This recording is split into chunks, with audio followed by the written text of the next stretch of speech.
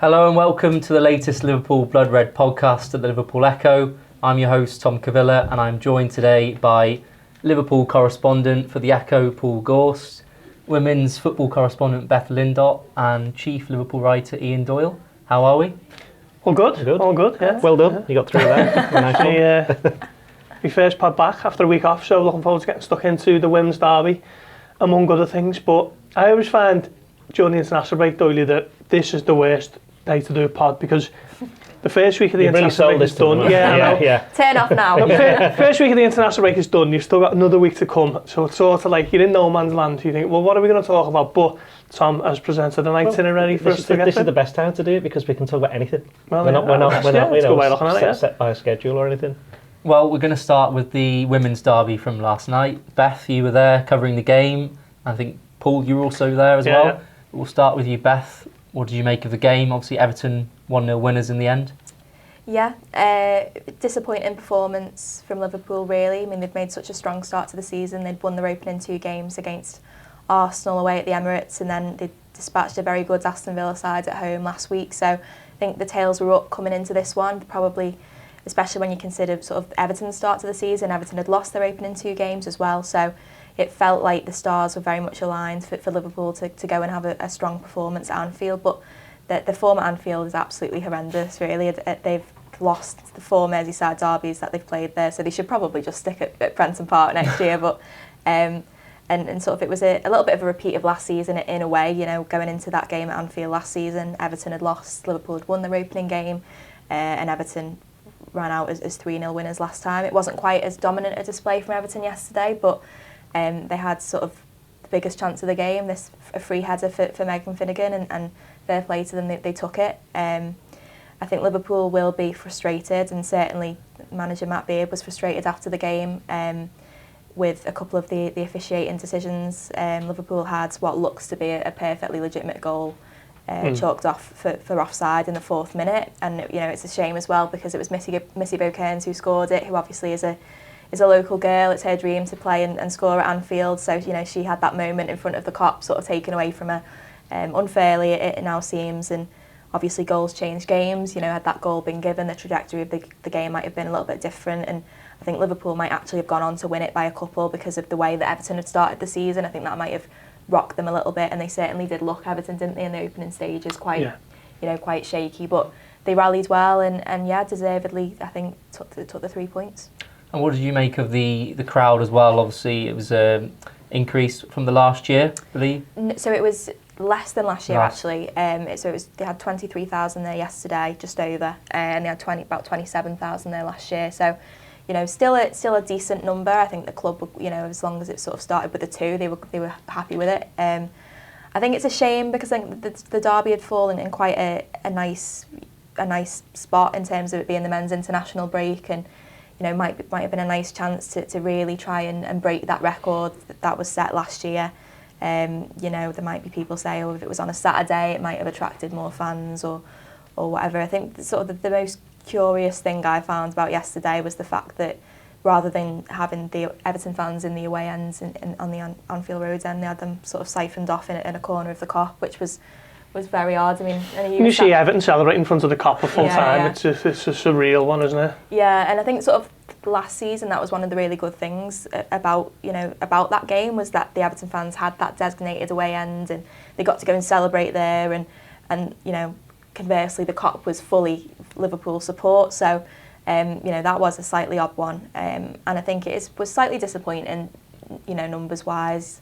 It would have been nice to sort of crack that 30,000 barrier, and you know, you look at the likes of Arsenal getting sort of 50,000 now quite regularly, 40-50,000 into the Emirates, and you know, we're such a big football city and everyone's so passionate about the club on Merseyside, so you know, I think in future it would be nice to see, you know, more people turning out as well. But yeah, overall a disappointing afternoon for Liverpool, but not one I think that they should worry about too much. I think they've shown plenty of promise in the opening weeks of the season, and it was maybe just a bad day at the office yesterday. Yeah, I took my 6-year-old niece, so I wasn't really analysing it. Not in the press same way box, Beth was, you know, a bit different to a usual trip to Anfield. But I just felt Liverpool missed Katie Stengel. Probably the first time this season you've been able to say that about them, and their ability to occupy the centre backs and really allow Liverpool a chance to get women forward, and that just didn't happen. Liverpool didn't really get anyone into the box as much as they probably should have. Maybe had a penalty shout second half. I've only seen it from the cop, so I couldn't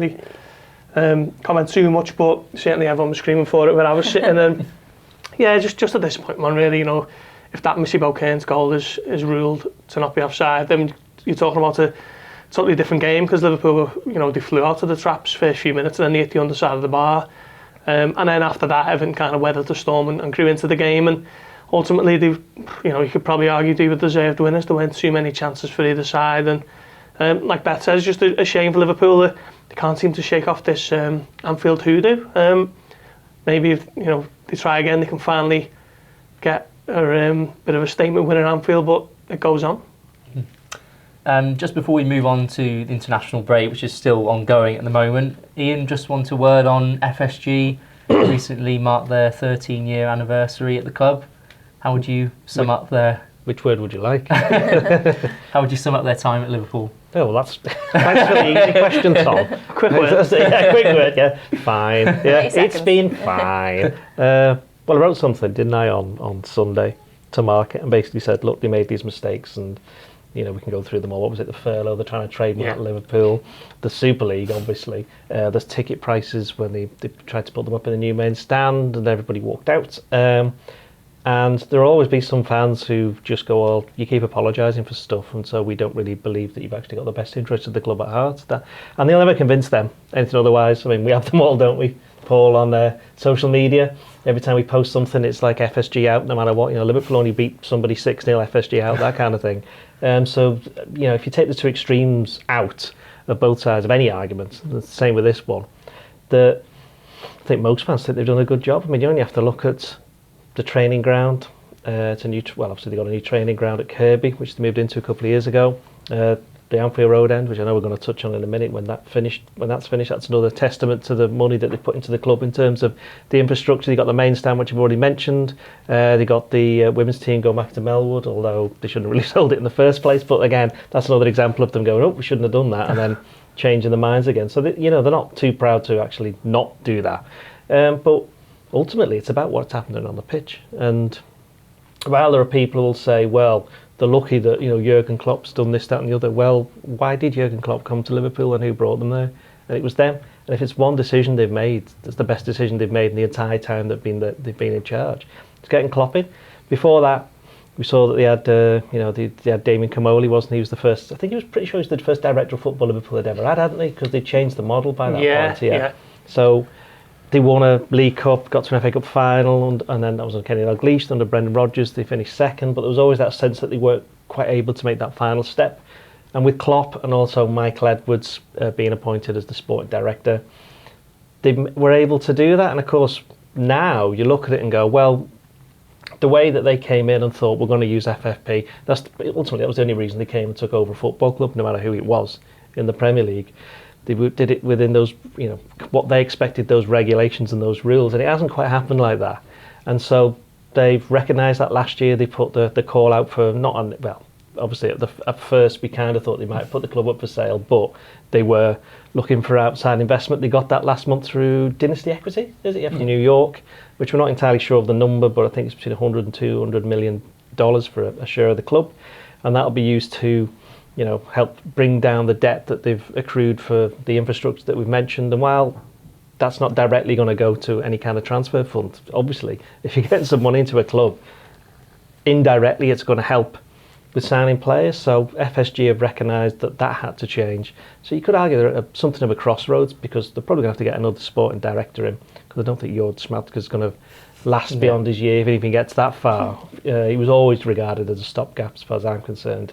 And in fact, Liverpool proved that by just giving him the 12-month contract. So they're in the kind of a state of flux, but you can see it's not just on the pitch that Liverpool are building a new team, it's off it as well. So I think I spoke to Billy Hogan in the summer, and it's put to him through Dave Powell. Actually, was the one who brought it up, and he said, "I think it's FSG 3.0. Is it? That's what they're up to. It's hard. Liverpool are on 2.0, and FSG are on 3.0. Yeah. I think that's it.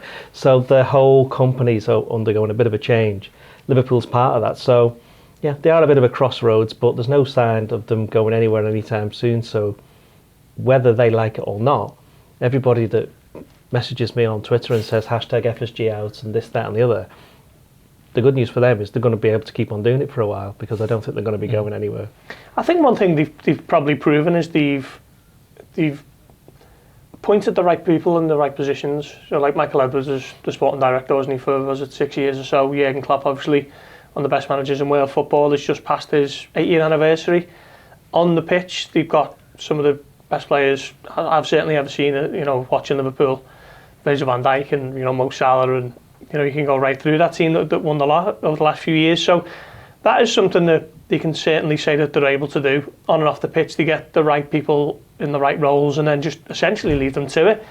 On the flip side, there's always this talk, isn't there, of did he put enough into the transfer kitty, essentially? And I think you've only got to look around the rest of the Premier League to think that if your main gripe about your owners is that they're maybe not putting enough into the transfer kitty, you've probably got an ownership group who are doing a decent job, because like Ian says, they're the main stand, the AXA training centre, the Anfield Road that will eventually be complete sooner rather than later, you hope. They're all major kind of infrastructure plans that have been done on FSG's watch. And you look around the rest of the Premier League, look at what's happening across the other side of the park with Everton. The Glazer family, only this weekend we've seen that Sheikh Jassim, the mysterious, enigmatic Sheikh Jassim, is apparently pulled out.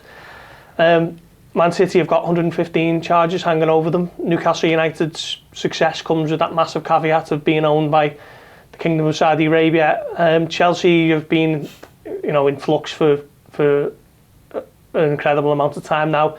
So I think you've only got to look across the rest of the Premier League to think, you know what, for all the kind of grumbles of this lot not putting their hands in the pockets at certain times, they probably are, what you'd want your ownership to be at a certain level. And of course there's always going to be critiques and complaints and issues, of course, but I think it's better to delve on this point. People always want more, Thomas. Well, I was just going to say that, Beth, do you think it's be one of those cases of you don't know what you have till it's gone sort of thing, which we had with Michael Edwards a little bit, when he left and people kind of realising the work he was doing behind the scenes? Do you think it will be the same with FSG when they go?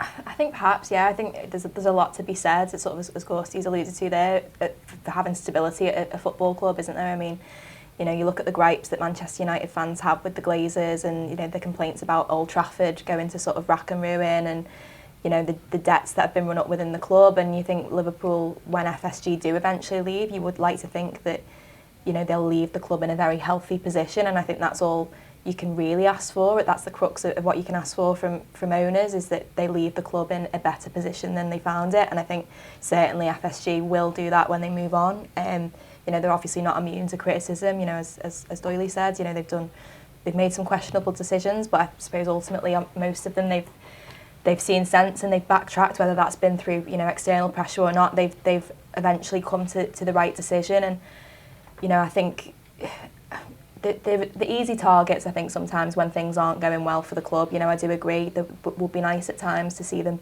maybe sort of in an ideal world fork out a bit more money for transfers. And they came under the firing line, didn't they, a little bit earlier this year when the whole Jude Bellingham saga was unfurling. But as we then saw in the summer, Liverpool's sort of reasoning for that was wanting to get a couple of really world-class midfielders, and they've brought in Dominic Szoboszlai and Alexis McAllister, who you think and Ryan Gravenberch as well, for the price of Jude Bellingham, and you think, well, actually that's a pretty shrewd bit of business. And actually, was it the money wasn't there, or was it Jurgen Klopp and his team wanted to sort of spread that money out between multiple players? So I think they are easy targets sometimes, and I do think when it comes to football club ownership, you're never going to have sort of that silver bullet, are you, of an ownership that is completely perfect in all facets. So I think on the whole, I think they deserve credit for what they've done.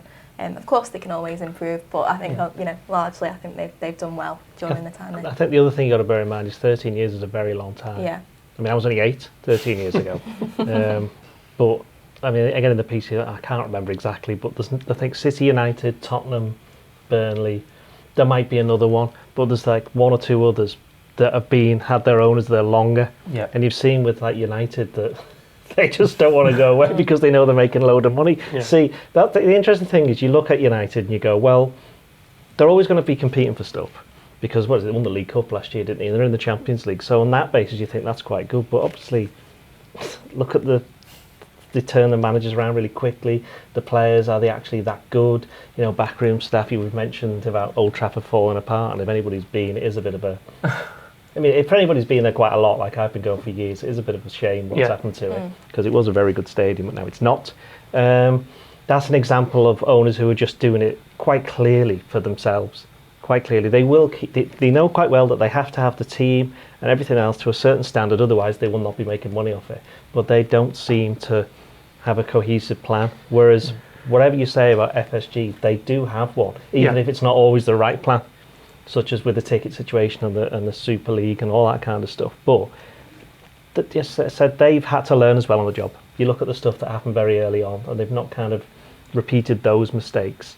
But as I just mentioned before, they are in a process of change now. So we're going to reach a stage where they will start making some more mistakes again, and that is 100% going to happen. And then it's what happens after that and how much that impacts. Because obviously, what's the next big decision they're going to have to make?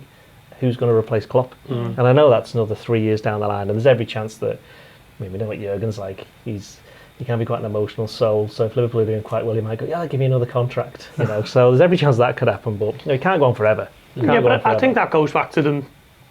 You know, I think the biggest shoot is getting the right people in the right position. So that decision will be made by someone who will be wholly qualified to do it. It's like the difference with Liverpool and United has been they haven't had that kind of football infrastructure, have they, for years? And you know, you've had Ed Woodward making decisions, and he's not necessarily a football person in inverted commas, and Liverpool certainly have not been anywhere near that kind of chaos for years because of FSG's general blueprint. In any business, it's about knowing what people can do and what people can't do. That's it, and everywhere. And if you can harness that, and knowing that there's some things that you, no matter what position of up the hierarchy you are, you can't do certain things. You have to, as Paul said, employ people who can actually do it, and that's what delegation is what you need. You've raised the question, Ian, so I'm going to ask you it. Who should be Jurgen Klopp's replacement at Liverpool when he goes? You see, what you've done there, Tom, is just to anybody who's watching this or listening, as you will be, Tom has this kind of thing where he asks the most open-ended questions in history, and I'm afraid, Tom, that is one of them, and I refuse to answer that question, because who knows what will be happening in 6 months, let alone 3 years. It's also a little pet peeve of mine, the desperation for this to be a topic.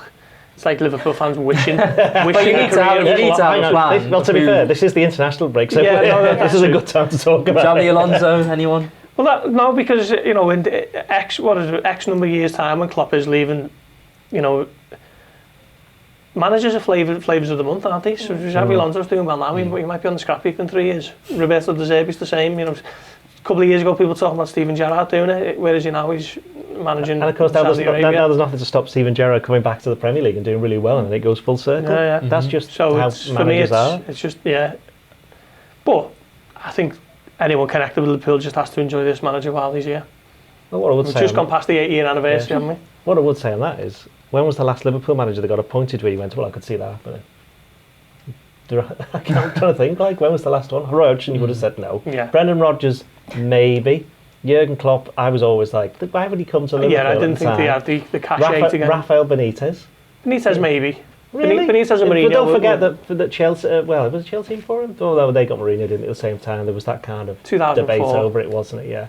So, yeah. So moving on from the managers then, back to FSG and Anfield Road projects. Yes. So we had the news last week that that's not going to be open now till 2024.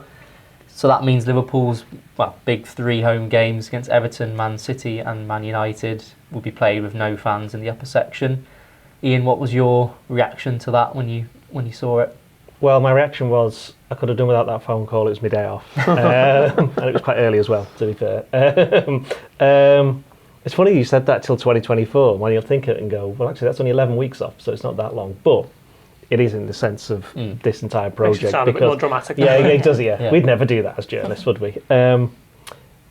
Well, initially, this was supposed to be open when they announced it. I think it was February 2019 or 2020. I can't remember which year. I want to say February 2020, to be fair. It might not be. It could be 2019. But the point being, when they initially announced that the Anfield Road end was going to happen, I think it was 2020, wasn't it? I remember the groundbreaking ceremony with Klopp. That was late September 2021. Yeah, so when they announced it, obviously not long after COVID happened, so it initially got put back a year. So it must have been, think about it, it must have been February 2020. Yeah, that's dragged on actually. Yeah, it must have been February 2020. So they lost a year straight away. Then it was supposed to be open at the start of this season, and I remember being in, where have they played? Germany in the summer, and there was some fans who were also kind of new people in the building trade, and they were going, I'm telling you now, that's not going to be ready for the start of the season. And sure enough, it wasn't. But what Liverpool couldn't control is the fact that the Buckingham Group went into administration. And in some ways, given the fact what's happened with some other projects, not necessarily to do with this, you only have to look in the centre of Liverpool city centre, at things where, constructors have gone bust and things are ground to a halt. Yeah. Liverpool have done quite well to get this back up and running as soon as they have. But that is absolutely no consolation to the people. The 4,000 fans, season ticket holders and members who bought tickets from the game on Saturday against Everton that's coming up onwards to go and sit in the upper tier because they were thinking they were going to do it as a staged opening. And of course, what's happened there is that Liverpool, I mean, I don't know enough about the ticket sales or the process of it because it's been a long time since I've had to buy one. But I know other people who do. And basically, they've sold all the tickets for all the games for the rest of the year without considering that this might not happen, the upper tier. And so these poor fans, a lot of them have just arranged to travel and this, that and the other. Now they can't sit there and they got nowhere else to sit because all the other tickets have been sold already. And you can understand that for the Everton games and stuff like that, but we're talking like the Newcastle game over Christmas, that's gone as well. So Arsenal, just before Christmas. Arsenal, there's some massive games, Everton, Arsenal, United, Newcastle, not Man City, no. City's away. City's away. Also, what's the other ones? Brentford, Forest, Fulham, I think that's it, isn't it? So there's actually quite a lot of home games because Liverpool started the season by not playing that many at home. That's just the way the fixture list went. So for those fans, there's no getting around the fact for FSG, it's a PR disaster, isn't it? Let's be honest, right? But part of it isn't their fault. But then, did they overcommit by thinking that they could open the upper tier in time for the Everton game and sell the tickets? That's probably, I think, in retrospect, they've probably not have done that because they've upset 4,000 fans who probably going to be out of pocket they'll get the refunds on the tickets, but a lot of them will be travelling from long distances. Some could be travelling from abroad and they'll have already sorted flights and hotels. So for that, it's not great. Looking at the long-term picture, don't think it's really going to impact on the actual building of the stand itself. That will be open at some point, and ultimately there'll be extra 7,000 fans will be going in, so you're getting up to 61,000. So not great, but unfortunately it is genuinely one of those things. Yeah. And Paul, I know on the release it says 2024, but they've not put a date on it this time, which is probably understandable given what's happened up till now. Although it says 2024, obviously that might not be until the middle of 2024, so we don't actually know when it's going to be as well. Basically it just sounds like the new contractors reigning in a row have wanted a little bit of a time to assess the lay of the land and see what work needs to be done and without putting any kind of pressure on it in terms of a deadline. We know that the original plan was for the Bournemouth game, wasn't it, which was August. And then, did they say October, was it? Did they push it back to October? Everton was going to be the game, And I think that maybe just puts unnecessary strain on the building plans, I'm not too sure.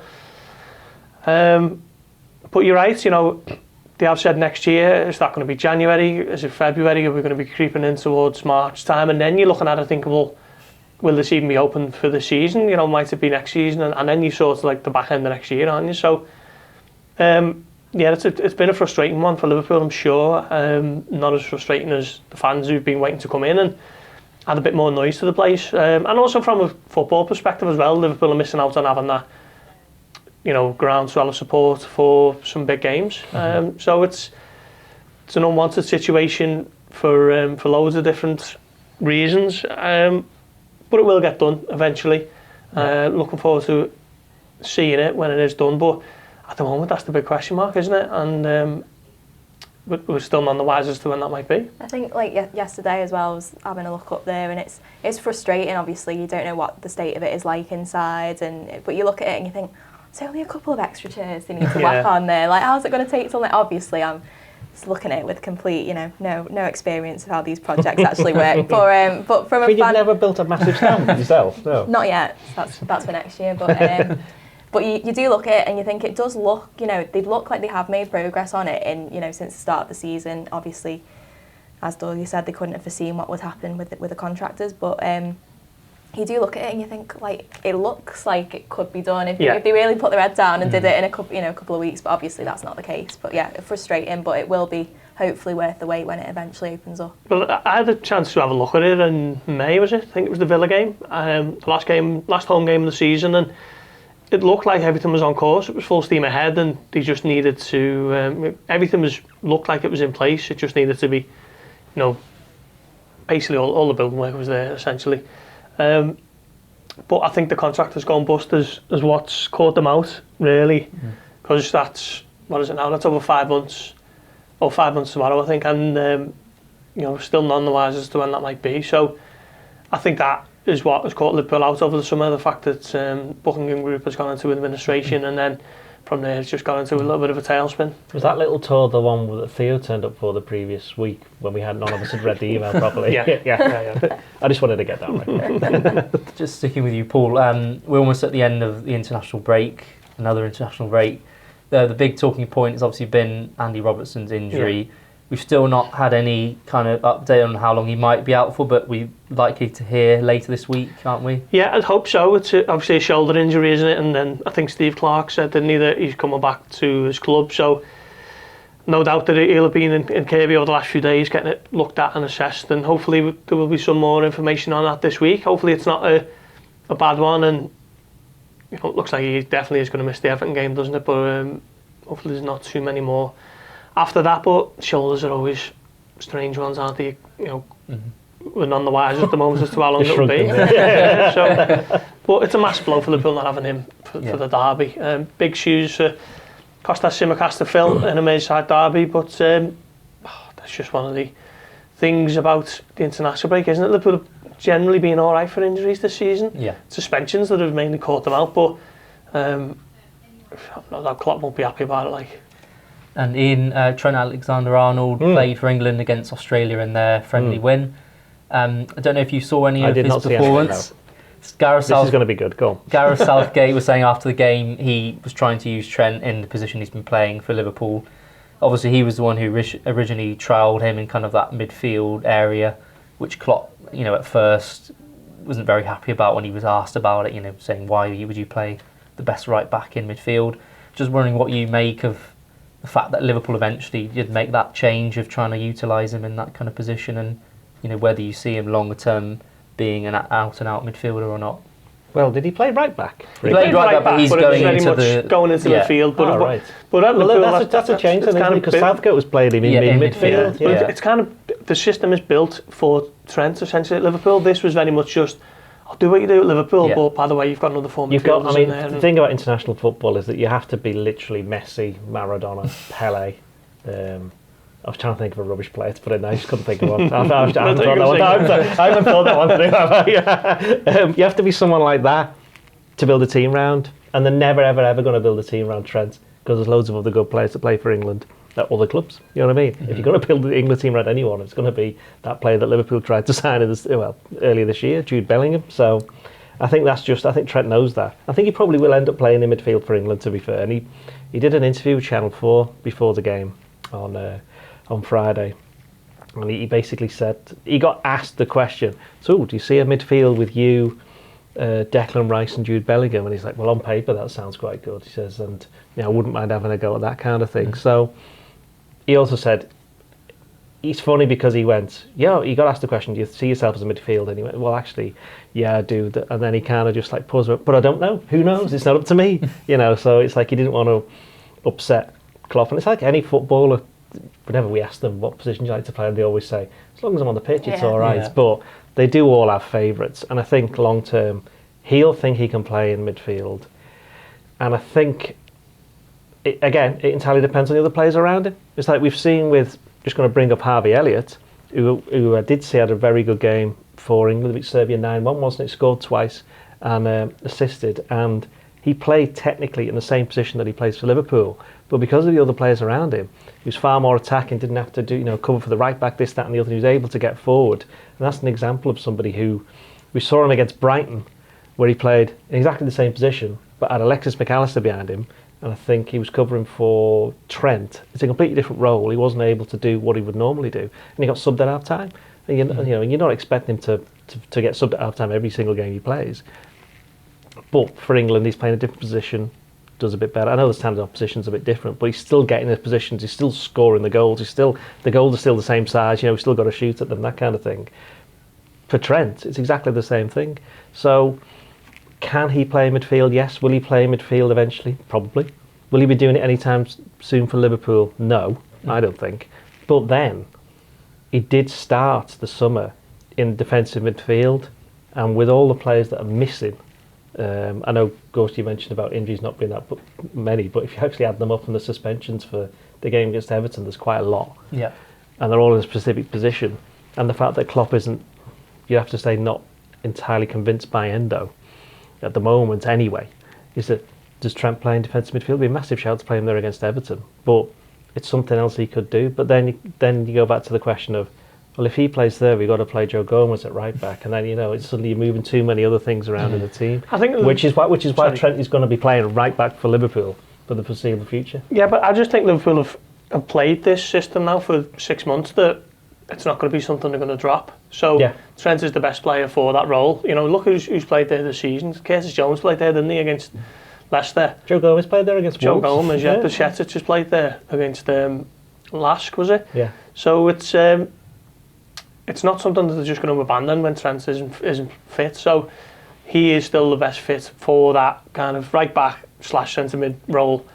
So it's just going to be one he's going to have to learn. But go back to what I said about playing Trent in defensive midfield. Then you might say, well, we've lost the inverted fullback. But when I think Gomez played right back and in the summer, and I think it was James McConnell actually was in defensive midfield. Tsimikas played left back and he played inverted from left back.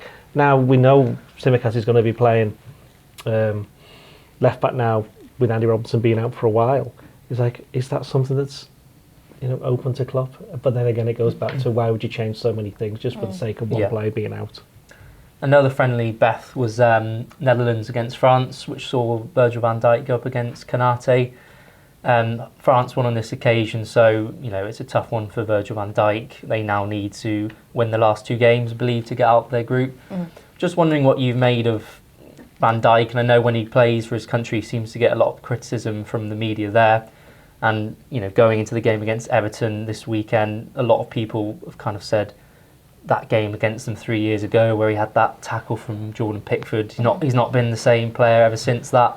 Do you buy into that, or do you think that's a bit of nonsense, or what do you think about Van Dijk and where he is?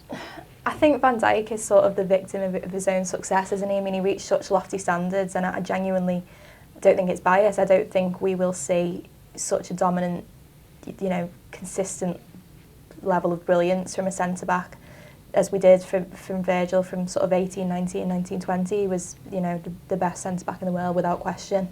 I do think that injury, I think you sensed a little bit sort of after that, there was almost a little bit of reticence to sort of engage in sort of too many sort of major clashes in case anything was aggravated, especially sort of in the build-up to the World Cup last season. Obviously he missed the Euros, didn't he? And I always sort of felt sort of last season he was maybe sort of holding back a little bit ahead of the World Cup, and I think he's maybe lost. No, don't say that to him, Beth.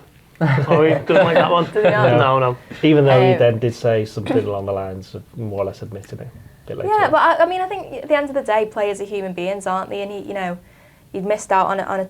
He obviously sort of came to to his peak quite late, didn't he, really? I mean, I know centre-backs traditionally do, but he's not the sort of player who was sort of starring for his country at 18, 19, so he missed a real big chance to go and represent the Netherlands at the Euros, and so I think it's understandable. You know, it would have been a nightmare for him to miss out on the World Cup, but I definitely do think, we know whether he likes it or not, I think he was holding back a little bit at the start of last season.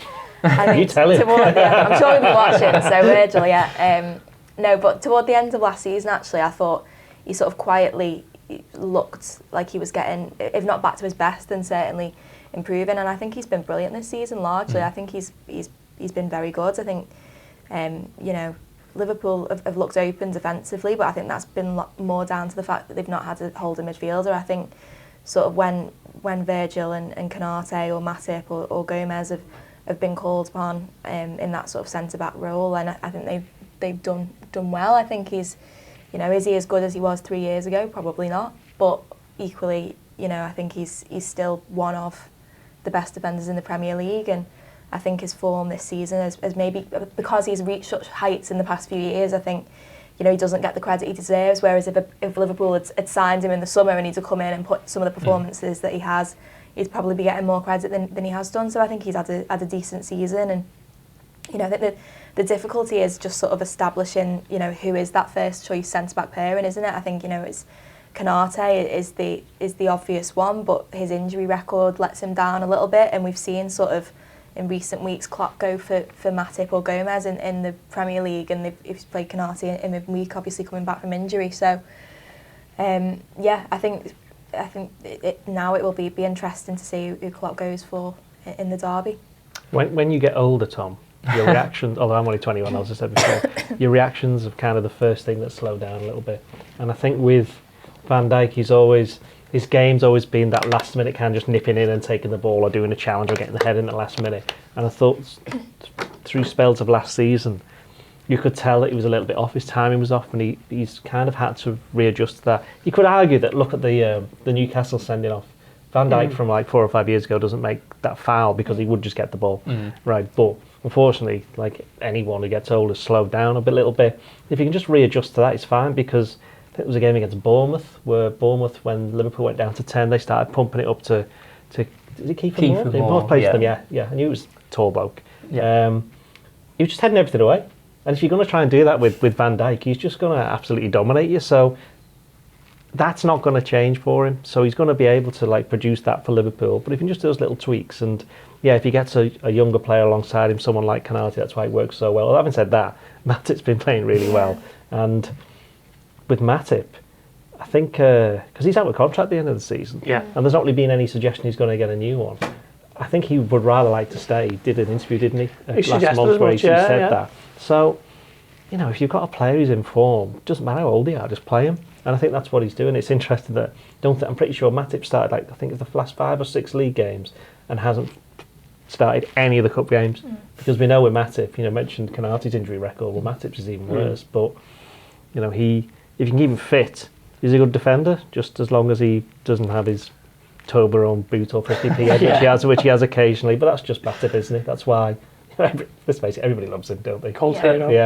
I also think on Van Dijk as well, not to sound sort of like a football Twitter fan account, but I think like the phrase, the word aura gets thrown around a lot when you talk about centre-backs, and I do genuinely think that at his peak a couple of years ago, Van Dijk had this aura that meant that, you know, I think the best one was that sort of the Sissoko and Son counter-attack, and he just sort of, you know, forces Sissoko onto his weaker foot, and I think that there were so many occasions in that season where players, they just didn't fancy it against him at all. Yeah. They just saw him and they just like, I'll just stop running. Like, I'm a Traore at Wolves. Just a shot from 45 yards. That's the one that sticks out to me, that Martinez one. Like, they just saw him and it was almost like, oh, he's going to get there. And I think that sort of air of infallibility has been dented a lot by, certainly last season, Liverpool's defensive record. And I think now players do feel like they can have a crack at Liverpool and by extension him. So, you know, I think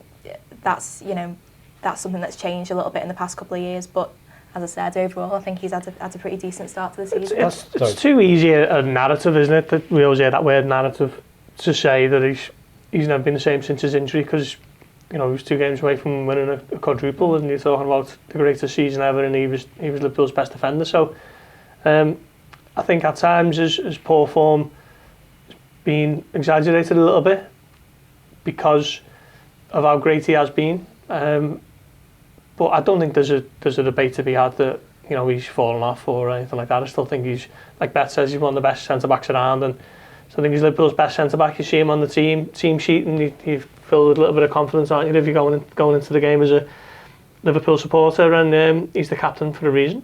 I'll tell you, if he has lost a bit of his aura, it's good news for the other centre back, because the amount of times we've watched games and the team's just gone, what's the point of aiming for Van Dijk, and just gone away from it. The other week, he was against Matip all afternoon because he thought I'm not getting anything out of Van Dijk, and didn't get anything out of Matip either.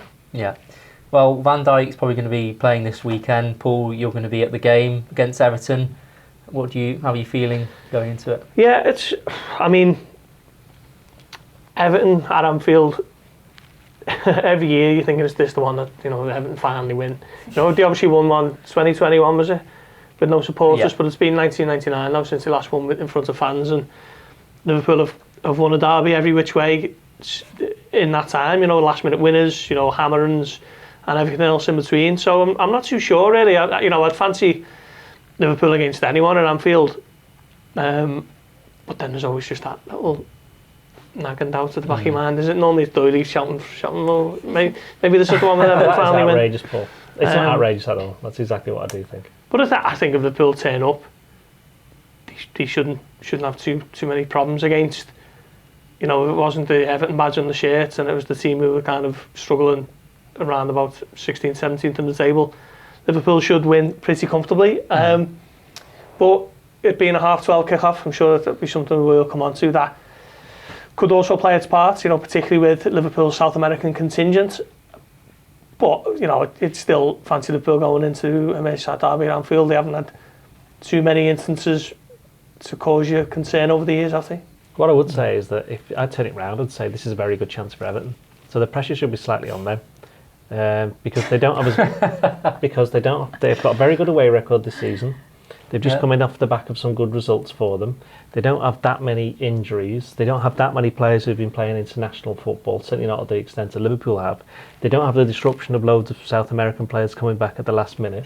So really, if Everton don't win, probably Sean Dyche should be sacked. Here's a question for you though. What's more embarrassing, right? If Everton don't win on Saturday, or if Tottenham don't win the league? What's the big it's Tottenham. Hopefully they've got the names already getting engraved on it, because it's basically theirs. They've got the T on there. Exactly, yeah. But no, seriously, on Everton, I do genuinely think that, because obviously I've reported on Everton for about 18 years, so I kind of have a bit of the one thing that I always say about Everton is that the derby's in their heads. It is in their heads, and you can understand it for having not won, as Gorst said, at Anfield for so long. But I think they've only lost one derby since Klopp's taken over, haven't they, Liverpool? Which was the 2-0 game. That's the only one, isn't it? That's the only one. So whether it's home or away, they tend to be draws at Goodison. Liverpool tend to win at Anfield when Klopp's in charge. But when the Origi thing happened, Jordan Pickford was interviewed after the game, and he said something along the lines of, this is the kind of thing that always happens in derbies to Everton. It's like, hang on, he's only just signed for them. He's not long been there. So who's been telling him that? And I think that's something that is going to play into Liverpool's advantage, because if they get a foothold in the game, or some kind of, not fortunate, but kind of break goes in their way, then Everton. It's an inferiority complex, It's happening again. It's happening again is what they'll think. So I think they have got in their heads a little bit. So if Everton do want to win a game, they're going to have to, cut their minds out. Not literally, but. And Beth, Sean Dyche, obviously Everton manager, he was in charge of Burnley when they ended Liverpool's long and beaten Premier League run. You just get the feeling that he's the sort of manager that would, love to, cause a massive upset at Anfield. Yeah, you do. But as Gorsty said, sort of, I always feel like that before an Anfield derby, which is ludicrous considering that they haven't won there in front of fans since 1999. But you always have that extra bit of anxiety, don't you, going into it to a home derby. And I did think last year, because obviously I think it was last year they came to Anfield off the back of that win over Arsenal, didn't they, which was Dyche's first game in charge. Yeah. And I thought, you know, the stage is set for them to have this sort of new manager bounce at Anfield, and they were quite underwhelming, really, weren't they? And Liverpool won 2-0. So, yeah, there's always a chance. I think, you know, as Doyle said, the form on the road this season has been pretty good, and I think Dyche has turned them into a certainly away from home, a more difficult team to beat on the road. I think they'll have chances, because I think the way that Liverpool play, you know, every side who plays against them has chances, really. So it's whether they can take them. I think we saw sort of last year Tarkowski's header came off the bar, didn't it? Sort of less than a minute before Gakpo goes and scores. I can't remember who scored. Salah got the first one, yeah. At the other end. So, you know, it's whether they can take the chances, but as well, there is that added thing of the 12:30 kick-off, isn't there, which is a joke. And obviously, as we found out sort of earlier this week or the end of last week, that Liverpool were once again going to be in that post-international break 12:30 slot for the away trips to Manchester City, which is a joke, isn't it, really? But was it 14 12:30 kick-offs of the Klopp era, and the next one is it Tottenham, is it, with 6 or something Tottenham like that? Chelsea with 6. Yeah. But I mean, things like that, you know, people talk about conspiracies and people being against the club, and it's total nonsense most of the time. It's just, you know... Most of the time? Most of the time. So go on, so tell me some more but, about you know, what the conspiracies that you think that in is happening. instances like this, I don't think it's a conspiracy, but it's something that should absolutely be looked at. You know, I don't think there's... So that will mean that Liverpool have been in, you know, 3 consecutive 12:30 slots after an international break. That's absurd, isn't it? And I think the club should be in a position to be able to challenge that, I think. And, you know, whether they have behind the scenes, I don't know. But, you know, it is ridiculous. I hate 12:30 kickoffs anyway. But, yeah, especially after an international break, it always adds that extra bit of difficulty. The City one, you can understand, because City can't play on Sunday. The police don't want to play it on the evening. Didn't really need to play Wolves at half 12, don't need to play Everton either. They don't need to play Everton either. So it's not a conspiracy. However, the argument would obviously be, well, Liverpool are a massive draw, and the half 12 kickoff was brought in to kind of sate the Asian market. Well, I'm pretty sure Man United are pretty massive in Asia, and why don't they play any games at half 12 after an international break? It does seem extremely odd, and I'm sure somebody will have a reason for it or explain it. It'll just say, oh, it's just one of those things. Well, it's not one of those things. It's 14 of those things. And I do think that I don't mind conspiracy theories or anything like that, but there's something a bit odd about. There's something odd, and you can just look at the figures of it. It's just like, why aren't United on more? They might argue, well, City aren't a massive club for television audiences. Fine. What about Arsenal? I know Arsenal are. What about Chelsea? We know they are. Chelsea got 6, for example, which seems a lot, but then it is compared to everybody apart from Liverpool. Yeah. So, yeah, great, Liverpool are popular, but they're not 3 times as popular as Man United in Asia, are they? Well, you'll have to bring that up with the television companies, Ian. I'm going to get on the phone to them now. I'm going to send them. I'll also send them a strongly worded email. I'll probably send them a tweet as well, because, you know, no one reads them anymore. Okay, well, I think that brings us to the end of today's episode. Thanks for listening, and we'll be back later this week for another Blood Red podcast.